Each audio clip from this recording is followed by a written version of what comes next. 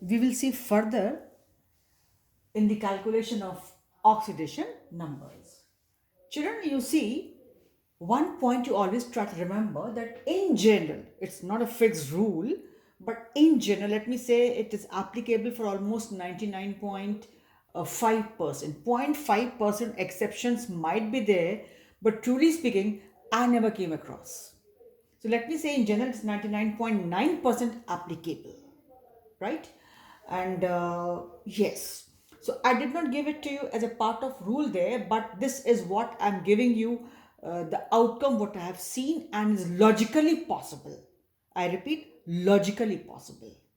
It is never given as a part of rule, but it's logically a point which should be known to you, which will finally help you in again finding out the oxidation numbers. In general, any atom of any element, means atom of any element, can have the highest value of oxidation number, means in positive, wherever you have plus half, plus half, plus 1, plus 2, plus 3, whatever. Highest value of oxidation number equal to its valence electrons, whatever is the number of electrons in its valence shell. In positive, right? Positive means plus 1, plus 2, plus 3, plus 4, likewise. And the lowest possible is number of electrons minus 8. This is in general applicable everywhere. For example, chlorine can have the highest plus 7 and lowest minus 1. Because we all know chlorine is a halogen and they all have 7 electrons in the valence shell. And 7 minus 8 will be minus 1. That's the lowest possible. Means that is the only one electron it can take up. Then it will be minus. Sulfur, highest possible will be plus 6. Why? Because we all know that sulfur has got 6 electrons in the outermost shell.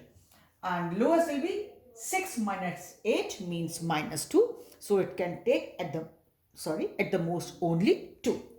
So this is also a kind of a part of rules to be given, but normally books do not give it there, so I also did not give you there, children. But this point I admit a tick, you should know, and this will help you in finally answering many questions where those common rules are not applicable or cannot be of much help to you while finding out the oxidation number. So you have seen chlorine can have the highest plus 7 and lowest minus 1. One can even ask you, what are the possible oxidation numbers for chlorine for highest and for the lowest? Or chlorine can show the highest value of oxidation number as plus 7, lowest as minus 1.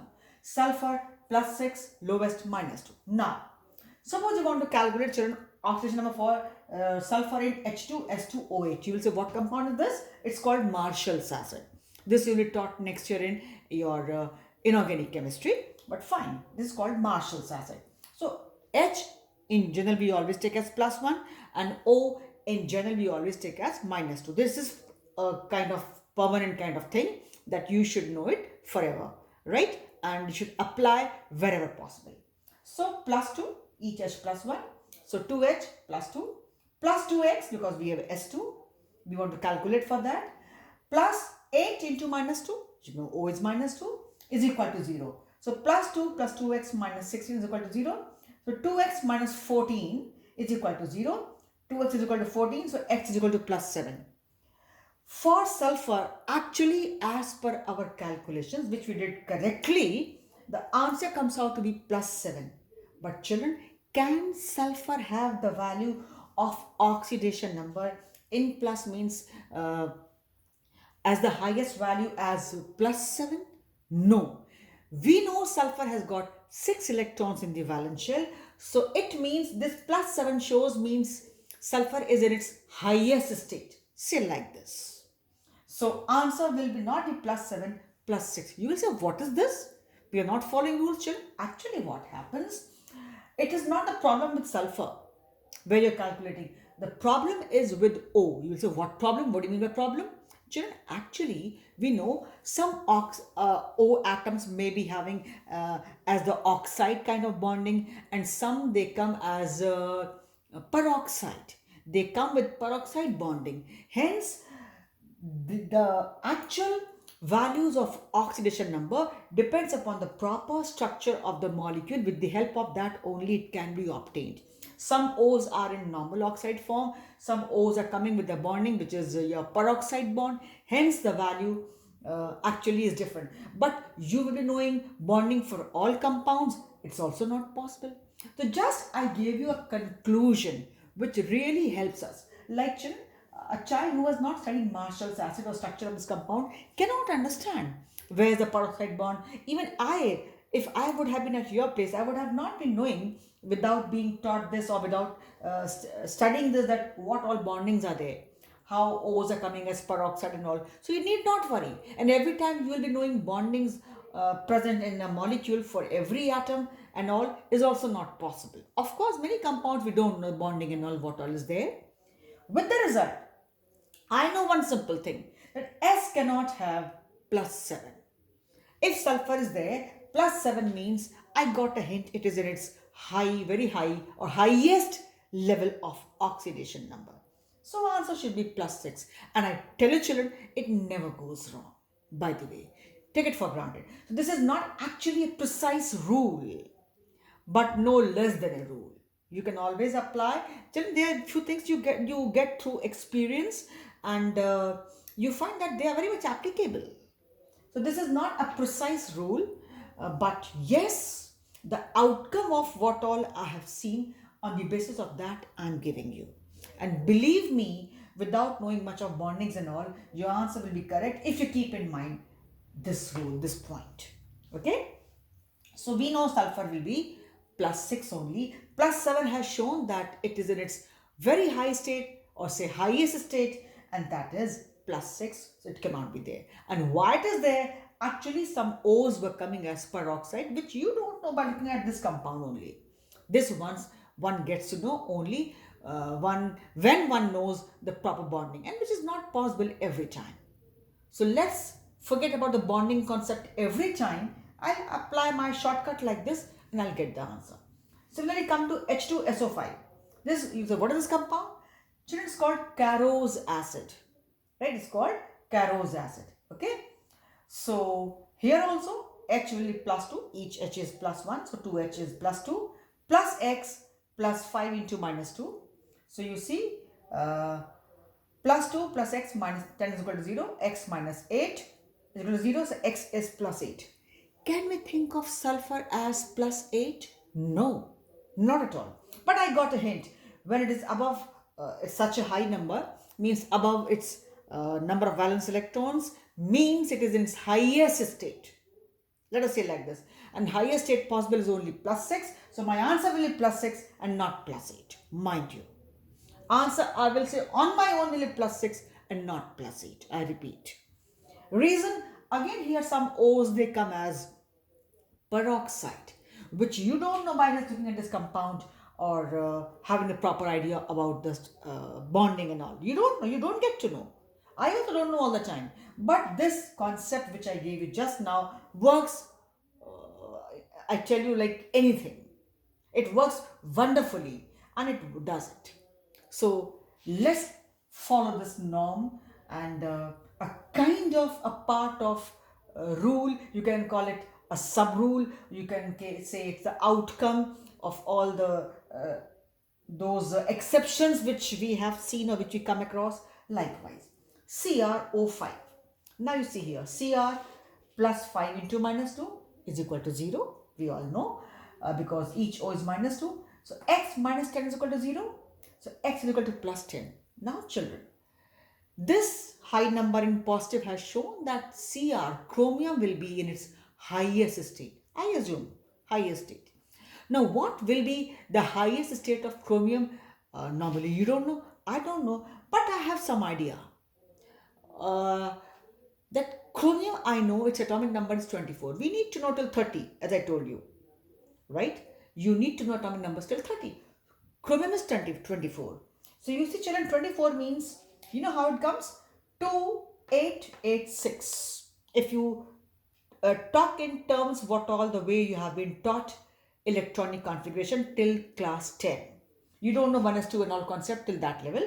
So it is 2886. right? It goes this way, 2886, right? Uh, how does that, if I elaborate? By the way, I told you that when we have 20, it is 4s2. And after that, what all are there, they go into D.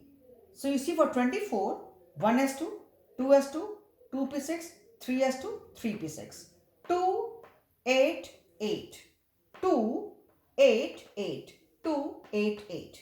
Now, then after that, 4s1, 3d5. This also, you should remember that chromium is the exception, where we used to have 4s1, 3d5. People go for 4s2, 3d4, but then we know that it does not stay like this. Rather, it goes like 4s1, 3d5. Anyways, so it is 4s1, 3d5. You will say 1 is in 4, 1 is in, and 5 are in D. So which is the outermost shell? Children, truly speaking, its outermost shell is actually, you know what? This fourth one, right? This fourth one, 2, 8, first shell, second shell, third shell, and the fourth shell, right? So fourth shell, if you go this way, has got 6. And if we elaborate, so first shell, second shell, third shell, fourth shell, 4s1 it shows, and 3d5. Children, actually, thing is that here, this one electron which has gone here is actually the property of 3d, right? The property of 3d, right? Because here the energy is lower, so as per rule, at least one has to go there, then only electrons get filled. Point number one. Number two, 3D is filled only when 4s is filled. So you also know, children, if I go by that rule, that here you say number of valence electrons, you will say how to calculate. Children, D block elements do not strictly follow the rules what all are followed by normal elements. We know D block elements are transition elements. They do not strictly follow rules. That's why we don't call them normal elements. We call them transition elements. So here, children, what happens? When we have electrons in D, we count all the electrons of S and D together and we take that as the valence shell. So you see 4 plus 5 becomes 6. Or you go by your class 10 concept, if I have to fill electrons 24, so I go as 2886. Do you remember, children, when we used to have atomic number 20, it used to be 2882, right? When we have 21, 2883, it goes likewise. So it is 2886. So here it has shown clearly that there are 6 electrons in the outermost shell. You go this way. Or when I told you, when we have electrons in S and D together, we count them together because they exist, truly speaking, together. Why? This was the property of 3D. But the rule says you cannot get the entry of the electrons, or you cannot give the entry of electrons in 3D unless until you go in 4s. So these electrons actually together, they exist together. There are 6 electrons, but one had to occupy place in 4s. So whenever we have electrons coming from S and D together, and D is not 10, till that time we count both the electrons. I repeat, if D is not 10 and 4s2 is not there, till that time we count electrons together of S and D. The moment it is completely 4s2 and 3d10, right, children, then only we don't count. Then only we don't count. But as long as we have number of electrons total including all as 9, right, as 9 together, we do not have 4s2 3d10, we count all the electrons. And again, I am saying for D block elements, they do not follow strictly the rules of normal or representative elements. Hence, even if you go this way, you have seen that chromium has got 6 electrons in the outermost shell. So answer should have been plus 6 and not plus 10. So as I told you, in general, I'm myself not making it a rule, but I'm saying in general, which again I would say is applicable for almost 99%. In general, any atom of any element can have the highest value of oxidation number equal to its valence electrons in positive, plus 1, plus 2, 3, plus 4, 5, whatever, plus 7, a number equal to valence electrons in positive, and lowest will be number of electrons minus valence electrons minus 8. So I've shown you these exceptional cases which are often asked in your competitions, and one of them can be there even in your home exam as well, whether it is test or your final exam. So prepare yourself, children. There are very few exceptions which are there, and they are only solved properly actually when we have the proper idea about their bonding. But if we don't have, we cannot. So this concept, very concept, helps us in finding out the oxidation number. Here plus 6, here plus 6, and chromium we need to see that it is 2886, and hence it is 24, 2886, and that's how it is there.